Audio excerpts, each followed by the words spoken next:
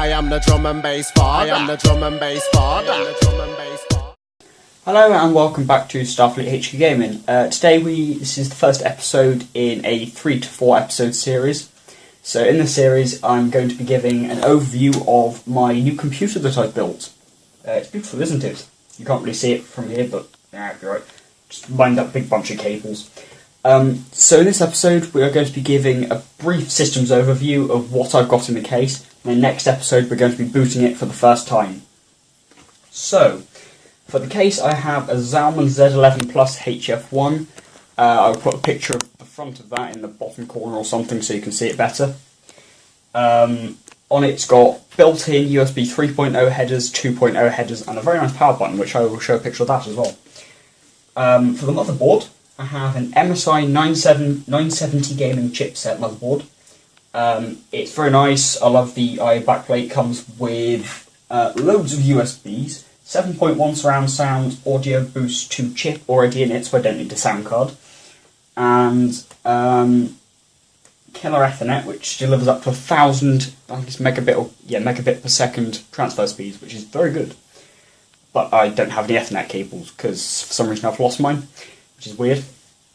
So then I have an AMD FX 8350 CPU.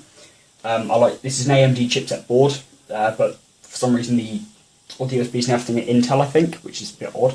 But anyway, it's an octa-core, which is an 8-core CPU, and it's got a base clock of 4.2 GHz, which is fairly quick, which I can clock a lot more if I could get, say, a Corsair H75 water cooler to fit on the back here, because then that would cool it better. I've got 16 gigs of DDR3 1866 MHz RAM. I'm using Kingston HyperX Fury series. I got black heat sinks to fit with my black and red design, because these fans are red LED. I could have got blue. The red case fans were a little bit harder to get hold of, but I got them anyway.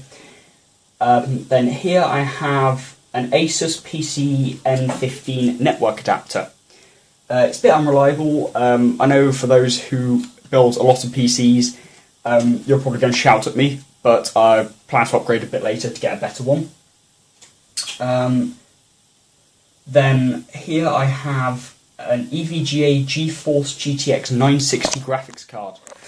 I could have had a 970, so I could have had VR ready, but that was a little bit over my already blown budget, so I didn't. Okay, so here we have a Corsair CX600M semi-modular power supply.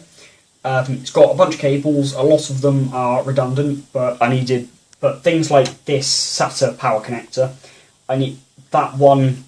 Although they've got three power connectors on each cable, I couldn't have one up the top. I had to have 2 cables because that one wouldn't reach to both of those, the optical drive and the hard drive. So I've had to use a bit more cables than I would have liked. But for my hard drive, while I'm on SATAs, I've got a 7,200 RPM SATA hard drive, a 1,000 gig, basically a terabyte hard drive. It's a little small, but I plan to upgrade in the future. I haven't got an SSD because they're expensive. I haven't got the budget. But it's a Seagate Barracuda, so decent make, fairly reliable, very reliable really. Then I've only got a cheap optical drive because really all I'm going to use it for, I'm going to be downloading most of my games, so all I really need it for is just DVDs or burning CDs or whatever. So that's only like a £10 to £15 optical drive, so that's fine. Then my keyboard, I have a Corsair Raptor K30. You can't see it here because it's not plugged into any USBs or anything, but it's backlit red LED, all the keys are, it looks amazing. I've got brightness and stuff, so like varying degrees of brightness. There's a pulse effect you can have with it. I've got dedicated keys for media, which are actually nicer than using like a laptop keyboard, for example, because you have to shift F whatever to do those. I've got 6 programmable keys on the side, and 3 profiles to use them, to change around. Macro record button, which obviously records keystrokes so you can assign them to a button. Then, the mouse that I'm using, it's a very nice mouse. LEDs there and across there, very nice feel to it. It's not silenced, but that doesn't really matter. I'm not actually... Oh, it's made by Zelotes. That's what it's made by. I didn't actually know who this was made by until about 2 seconds ago. So anyway, but it's a 7,200 DPI mouse, so very high sensitivity. It's got 5 degrees of sensitivity. I tend to run it about 3,200 though, because that's fairly quick, but not really quick.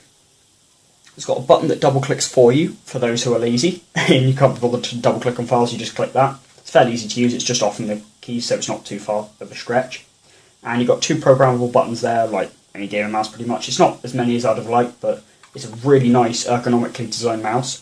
Like, fits in your hand really nicely. I've got all my drivers and everything on here. My Windows 10 disk is somewhere on that table over there. But this SanDisk USB, I've got all my drivers and my anti-malware and stuff setups, which I'm going to install in the next episode. So anyway, that's going to be it for this episode. Thanks for watching. See you next time. Starfleet out.